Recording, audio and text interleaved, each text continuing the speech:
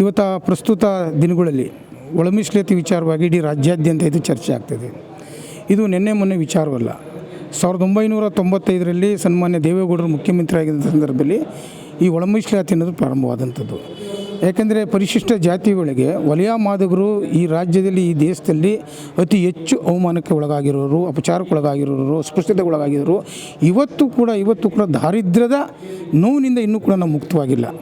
ಇದನ್ನು ಬಾಬಾ ಸಾಹೇಬ್ ಅಂಬೇಡ್ಕರ್ ಇದೆಲ್ಲ ಗೊತ್ತಿದ್ದು ಕೂಡ ನಮಗೆ 20 ವರ್ಷದಲ್ಲಿ ಸಂಪೂರ್ಣವಾಗಿ ಮೀಸಲಾತಿ ಕೊಟ್ಟು ಇವರೆಲ್ಲರೂ ಕೂಡ ಮೇಲ್ ಬರಬೇಕು ಅನ್ನತಕ್ಕಂಥ ಚಿಂತನೆ ಇವತ್ತು ಕೂಡ ಆಗಿಲ್ಲ ಅಂತಕ್ಕಂಥದ್ದು ನಮ್ಮನ್ನು ಕಾಣ್ತಾ ಇದೆ. ನಾನಿವತ್ತು ಕಾಂಗ್ರೆಸ್ನವ್ರು ಇರ್ಬೋದು, ನಾನು ಹೇಳ್ತಕ್ಕಂಥದ್ದು ಇವತ್ತು ಒಳ ಮೀಸಲಾತಿ ವಿಚಾರ ಬಂದಾಗ ಇದಕ್ಕೆ ಯಾವುದೇ ರಾಜಕೀಯ ಲೇಪನ ಬೇಕಾಗಿಲ್ಲ. ಯಾಕೆಂದರೆ ನಮ್ಮ ಎರಡೂ ಸಮುದಾಯದ ಒಂದು ಭಾಳಷ್ಟು ದಿನಗಳ ಸಂಕಷ್ಟದ ಒಂದು ಪರಿಹಾರದ ದಿನ ಅಂತ ನಾನು ಅದು ಕೂಡ ಅಂದ್ಕೊಂಡಿದ್ದೀನಿ.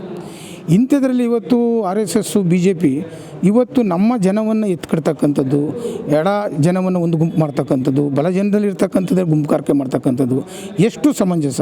ಇವತ್ತು ಎಲ್ಲ ಒಂದು ಕಡೆ ನಿಮಗೆ 6 ಅಂತ ಮೀಸಲಾತಿ ಬಂದಾಗ ಬಲಗೈ ಸಮುದಾಯಕ್ಕೆ 6 ಇದೆ, ಎಡಗೈ ಸಮುದಾಯಕ್ಕೆ 6 ಇದೆ, ಮತ್ತು ಇನ್ನುಳಿದಂಥ ಸಮುದಾಯಕ್ಕೂ ಕೂಡ 6 ಇದೆ. ಅಲಮಾರಿ ಮತ್ತು ಬೇರೆ ಬೇರೆ ಲಂಬಾಣಿ, ಬೋವಿ ಇವರು ಕೂಡ 5% ಇದೆ. ಇಲ್ಲಿಗಾಗಲೇ ಅಲಮಾರಿ ಜನ ಇವತ್ತು ಕೋರ್ಟ್ಗೆ ಹೋಗಿದ್ದಾರೆ. ಇದನ್ನು ಹೆಂಗೆ ಇಂಪ್ಲಿಮೆಂಟ್ ಮಾಡೋಕ್ಕಾಗ್ತದೆ? ಮತ್ತು ಇವತ್ತು ರಾಜ್ಯಪಾಲರ ಹತ್ರ ಹೋಗ್ಬಿಟ್ಟು ನೀವು ನಮ್ಮ ಬಲಗೈನವರು ಹೋಗ್ತೀವಿ, ಎಡಗೈನವರು ಹೋಗ್ತೀವಿ, ಯಾರಿಗೆ ಅಂತ ಅವ್ರು ನ್ಯಾಯ ಕೊಡೋಕ್ಕಾಗ್ತದೆ?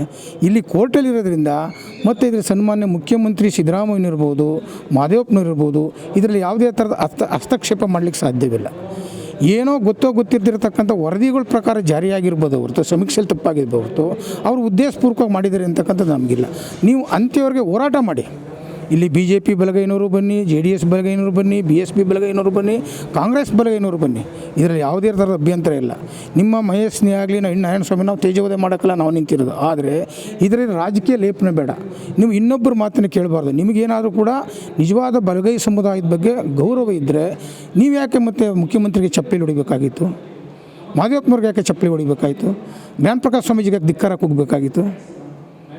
ಇದನ್ನು ಎತ್ಕಟ್ಟೋ ಕೆಲಸ RSS ಅನ್ನೋದು 100 ವರ್ಷ ಇದೆಯಲ್ಲ, ಅಂಬೇಡ್ಕರ್ ರೈಟ್ಗಳನ್ನ ನಿರ್ಮೂಲನೆ ಮಾಡೋದೇ ಅವ್ರ ಕೆಲಸ. ಅಂಬೇಡ್ಕರ್ ವಾದಿಗಳಿದಾರಲ್ಲ ಅವ್ರನ್ನ ನಿರ್ಮೂಲನೆ ಮಾಡಬೇಕು ಅಂತಕ್ಕಂಥದ್ದು RSSನ 100 ವರ್ಷದಿಂದನೂ ಕೂಡ ಅಂಬೇಡ್ಕರ್ ಅವರು ವಿರೋಧ ಮಾಡ್ಕೊಂಬಂದಿದ್ದಾರೆ. ಇವತ್ತು ಕೂಡ ನಮ್ಮನ್ನು ವಿರೋಧ ಮಾಡ್ತಾ ಇದ್ದಾರೆ. ಈ ದೇಶಕ್ಕೆ ಮುನ್ನುಡಿ ಬರೆದಿರೋ ನಾವು, ಈ ದೇಶದ ಮೂಲ ನಿವಾಸಿಗಳು ನಾವು, ನಮ್ಮನ್ನು ಯಾಕೆ ನೀವು ಹೊಡೆದಾಳ್ತೀರ? ನಿಮಗೇನು ಅದರಲ್ಲಿದೆ? ಹೌದು, ಒಲೆಯರಿರ್ಬೋದು, ಮಾದಿಗಿರ್ಬೋದು, ನಾವು ಅಣ್ಣ ತಮ್ಮಂದಿರ್ರಿ. ಇವತ್ತು ನಾನು 100 ಸಾರಿ ಹೇಳ್ತೀನಿ, ಅಣ್ಣ ತಮ್ಮಂದಿರು ಭಾಗ ಕೇಳ್ತಾರೆ, ಭಾಗ ತಗೊಳ್ಳೋಣ. ಅದರಲ್ಲಿ ಸಮಾನತೆ ಇರಬೇಕು ಅನ್ನೋದಕ್ಕೋಸ್ಕರ ನಾವು ಹೋರಾಟ ಮಾಡ್ತಿದ್ದೇವೆ ಹೊರತು ಅವರು ಕೊಟ್ಬಿಟ್ರಿ ನಮಗೆ ಅದಲ್ಲ. ಇಬ್ಬರಿಗೂ ಕೂಡ ಸಮಾನಾಂತರದಲ್ಲಿ ಅದು ಘೋಷಣೆ ಆಗಬೇಕು. ಅದು ಇನ್ನೂ ಕೂಡ ಫೈನಲ್ ಆಗಿಲ್ಲ. ಇನ್ನೂ ರಾಜ್ಯಪಾಲರ ಹತ್ರ ಬಿದ್ದಿದ್ದಾರೆ. ನೀವು ಆಗಲೇ ಕೆಲವು ಇಲಾಖೆಗಳು ಏಕೈಕೆ ಕೊಟ್ಬಿಡೋದು ಮತ್ತು ಕ್ಯಾಸ್ಟ್ ಸರ್ಟಿಫಿಕೇಟ್ ಅನ್ನೋದು ಭಾಳ ತೊಂದರೆ ಆಗ್ತಾಯಿದೆ. ಅದನ್ನು ಈಗಾಗಲೇ ಸಮಾಜ ಕಲ್ಯಾಣ ಸಂಬಂಧಪಟ್ಟ ಆಯುಕ್ತರನ್ನು ಮಾತಾಡಿದ್ದೀವಿ. ಏನು ಹಿಂದೆ ಇದ್ದಂಥ ಕ್ಯಾಸ್ಟ್ ಸರ್ಟಿಫಿಕೇಟೇ ಮುಂದುವರಿಬೇಕು ಅಂತಕ್ಕಂಥ, ಯಾಕಂದರೆ ಸ್ಪಷ್ಟವಾಗಿ ಹೇಳ್ಬೇಕು. ಅದನ್ನು ಒಂದು ಕ್ಯಾಸ್ಟ್ ಸರ್ಟಿಫಿಕೇಟ್ ಮಾಡೋಕ್ಕೆ ನಮಗೆ 1,000 ರೂಪಾಯಿ ಬೇಕು. ನಮಗೆ ಎಲ್ಲಿಂದ ತರ್ತಾರೆ ಬಡವರು? ಅಲಿಬೇಕು. ಕೂಲಿ 1,000, ಅದೊಂದು 1,000, 2,000 ರೂಪಾಯಿ, ಮತ್ತು ಇನ್ನು ಬೇರೆ ಬೇರೆ ಆಯಾಮ ಆದರೆ 3,000 ರೂಪಾಯಿ ಒಂದು ಕ್ಯಾಸ್ಟ್ ಸರ್ಟಿಫಿಕೇಟ್ ಮಾಡೋಕ್ಕೆ ಇವತ್ತು ಆಗ್ತಿರೋದು. ಹಾಗಾಗಿ ನೀವು ಹಿಂದೆ ನಮ್ದು ಏನಿತ್ತು ಅದೇ ಆಗಬೇಕು ಅಂತಕ್ಕಂಥದ್ದು ನಮ್ಮ ಸಂದೇಹ. ಇದು ಪರಿಹಾರ ಆಗೋ ತನಕ. ಆಮೇಲೆ ನಾವು ಸರ್ಕಾರಕ್ಕೆ ಮನವಿ ಮಾಡಿದ್ದೀವಿ, ಇದನ್ನು ಬರ್ತೀವಿ. ನಾಳೆ ಸನ್ಮಾನ್ಯ ಮುಖ್ಯಮಂತ್ರಿಗಳು ಬರ್ತಿದ್ದಾರೆ. ಎಲ್ಲ ನಾವು ಯಾರನ್ನೂ ಕೂಡ ವಿರೋಧ ಮಾಡ್ತಾಯಿಲ್ಲ. BJP ಬಲಗೈನವರು ಬನ್ನಿ, JDS ಬಲಗೈನವರು ಬನ್ನಿ, BSP ಬಲಗೈನವರು ಬನ್ನಿ, ಕಾಂಗ್ರೆಸ್ ಬಲಗೈನವರು ಬನ್ನಿ. ಎಲ್ಲಿ ನ್ಯೂನ್ಯತೆ ಇದೆ ಮುಖ್ಯಮಂತ್ರಿಗಳ ಹತ್ರ ಕೂತ್ಕೊಂಡು ಅವ್ರ ಮನವಿಯನ್ನು ಕೊಟ್ಟು ಸರಿಪಡಿಸ್ಕೊಡಿ ಸ್ವಾಮಿ ಅಂತ ಕೇಳೋದು ನಮ್ಮ ಹಕ್ಕು. ಅದನ್ನು ಬಿಟ್ಟು ನೀವು ಅವೈಜ್ಞಾನಿಕವಾಗಿ ಚಪ್ಪಲಿ ಹೊಡಿಯೋದು, ಏನು ಮಾಡಿದ್ದಾರೆ ಮಾದೇವಪ್ಪ? ಏನಂತ ತಪ್ಪೇನು ಮಾಡಿದ್ದಾರೆ? ಅವರು ಕೂಡ ಎಲ್ಲ ಒಂದು ಕಡೆ ನೋವಿದೆ. ನಿಮಗೆ ಗೊತ್ತಿಲ್ಲ, ನಮ್ಮ ತುಳಿತ ಹೇಗಿದೆ ಅನ್ನೋದು ನಮಗೆ ಗೊತ್ತಿಲ್ಲ. ನಮಗೆ ನೋವಿದೆ, ಮಾದೇವಪ್ಪನಿಗೆ ಮಾತ್ರ ಗೊತ್ತಿದೆ. ಅವ್ರು ಪ್ರತಿನಿಧಿ ಆಗ್ಬಿಟ್ರು, ಮಿನಿಸ್ಟರ್ ಆಗ್ಬಿಟ್ಟಿದ್ರೆ ಎಲ್ಲವೂ ಕೂಡ ಅವ್ರಿಗೆ ತೃಪ್ತಿ ಇದೆ ಅಂತಕ್ಕಂಥದ್ದಲ್ಲ. ಸಮಾಜ ವಿಚಾರ ಬಂದಾಗ ಎಲ್ಲೋ ಒಂದು ಕಡೆ ಸಂದರ್ಭಗಳು ಸಣ್ಣ ಪುಟ್ಟ ವ್ಯತ್ಯಾಸಗಳು ಆಗ್ತವೆ. ಅದನ್ನು ಸರಿಪಡಿಸಿ ಅಂತ ಹೇಳ್ಬೋದು. ಈಗ ನಮ್ಮನ್ನು ಕರೆದಿದ್ದಾರೆ, ನಾವು ಸರಿಪಡಿಸ್ತೀವಿ ಅಂತ ಹೇಳಿದ್ದಾರೆ. ಅದಕ್ಕೋಸ್ಕರ ಇವತ್ತಿನ ಪತ್ರಿಕಾಗೋಷ್ಠಿ ಬೇರೆಯವರ ಕಿವಿ ಮಾತಿಗೆ ಯಾವತ್ತೂ ಕೂಡ ನಾವು ಇನ್ನೊಬ್ಬರ ಕಿವಿ ಮಾತಿಗೆ ನಾವು ಕೇಳಬಾರ್ದು, ಇನ್ನೊಬ್ಬರ ಮಾತನ್ನು ಕೇಳಬಾರ್ದು. ಇದರಲ್ಲಿ ನಮ್ಮ ಸ್ವಂತಿಕೆ ಇರಬೇಕು. ಹೋರಾಟ ಮಾಡೋಣ, ಇದರೇನು ತಪ್ಪಿಲ್ಲ.